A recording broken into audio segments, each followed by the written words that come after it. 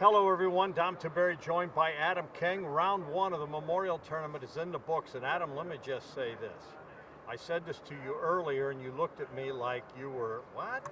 I think of the 72, I think there's only like 10 or 12 or maybe 13 players that are under par. So you would say...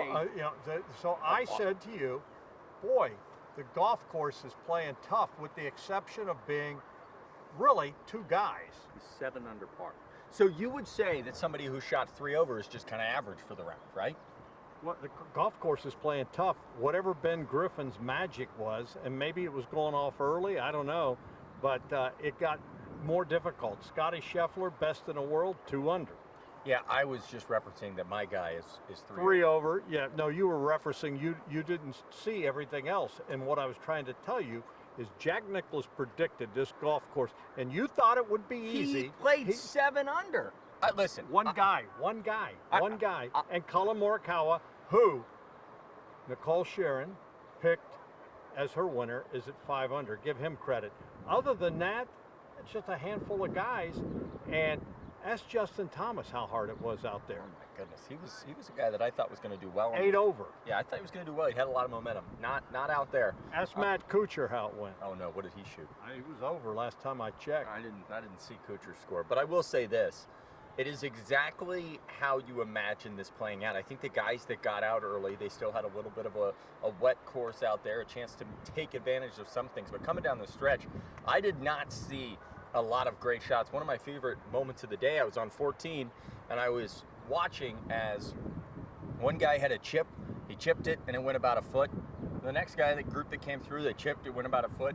It's just, that's the rough out here. These guys, there's nothing you can do, and with it, it's showing up in the scores. I will say, I think a guy like Griffin comes back to the pack. I still think probably where he's at, maybe 9 under, wins this golf tournament. I think if you could get to 9, you can get the $4 million, because I think it's only going to get tougher throughout the week here. Well, it all depends on what the weather does tomorrow. Now they're saying we could have impact weather tomorrow. We could get rain.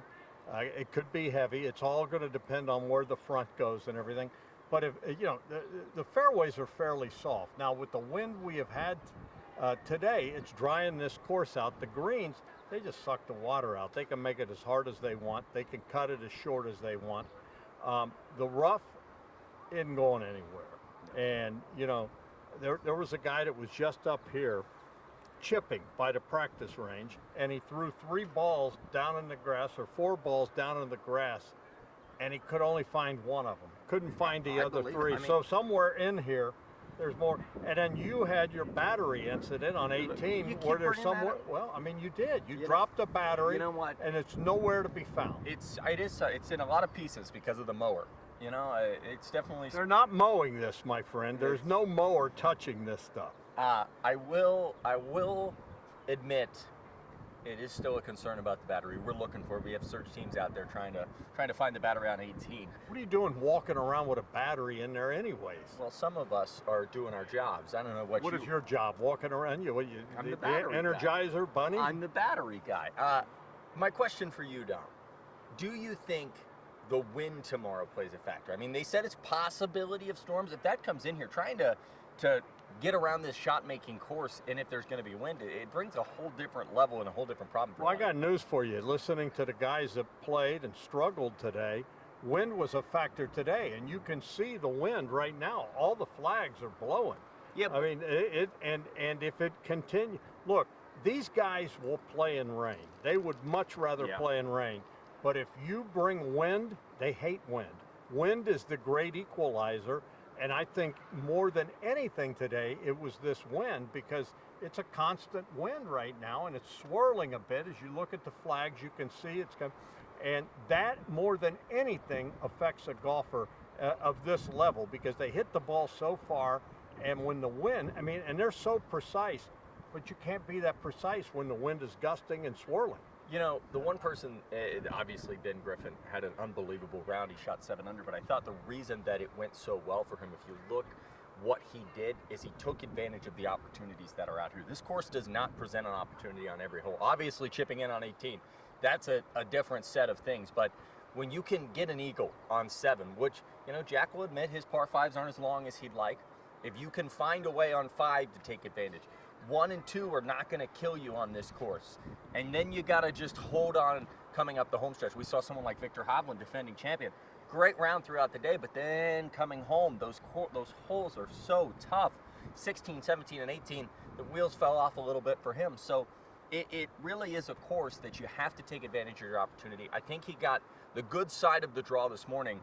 I will say I'm worried about the weather determining the champion here moving forward, especially with tomorrow, because if you get stuck with an afternoon tee time and it's horrible out here, it could be a problem. You know what I'm worried about? Nothing, because here's the bottom line. You cannot win a golf tournament on Thursday. Now, you can take yourself out of contention. Justin Thomas is going to really have to go low tomorrow if he's going to make the cut. But, you know, very rarely do you see guys go wire to wire. Scotty Scheffler maybe, but I don't know. Nothing against Ben Griffin. I hope he does. He was playing well coming in here. They said he had a good tournament last week, but I don't know. How many has he won? I don't believe any. So, you know, it's not easy to win here. And all of these guys, here's the one thing you got to remember, ladies and gentlemen. Every one of these guys are outstanding players, or they would not be on the PGA Tour. They would not be at this level. Very similar to Dom. Well, yeah, I'm terrible at it, but I'm better than him. Anyways, really? We're going to go there? Continue. Oh my gosh, you ought to see that. He swings like a rusty gate. I'm an old man, and he swings like, are you kidding me? His profile picture is him hitting out of the rough next to a freeway, whatever. I don't know how did it was a lot. You know what? I'll say this: when I play Muirfield, when I play a golf course, they asked you to leave last year. And they said, here, we're paying you. The caddy said, I'm going to give you money if you go away because I'm tired of looking for your ball. He gave you $50 to leave. I showed up this year, and they said, actually, we're not letting the media out there on the course. It was devastating. How bad do you have to be if your caddy says to you, sir, we've played 8 holes. I'm giving up on you. I'm going to give you $50 if you leave and go take up, I don't know, pickleball. I'm also horrible at pickleball. All right, so tomorrow, we're going to see what happens. We'll see what the weather's going to be. The wind, folks, that's what you got to remember. I'm telling you, the wind, these guys hate wind. And it was windy today, and that affected more than anything, because especially if you get it a little bit off and you get in the rough, good night, Irene, you're not getting out. I want to watch Colin Morikawa tomorrow. He's the one guy on the leaderboard. He finished second last year. He's won on this course before. I want to see how he plays tomorrow, and if he can push Griffin, if he can.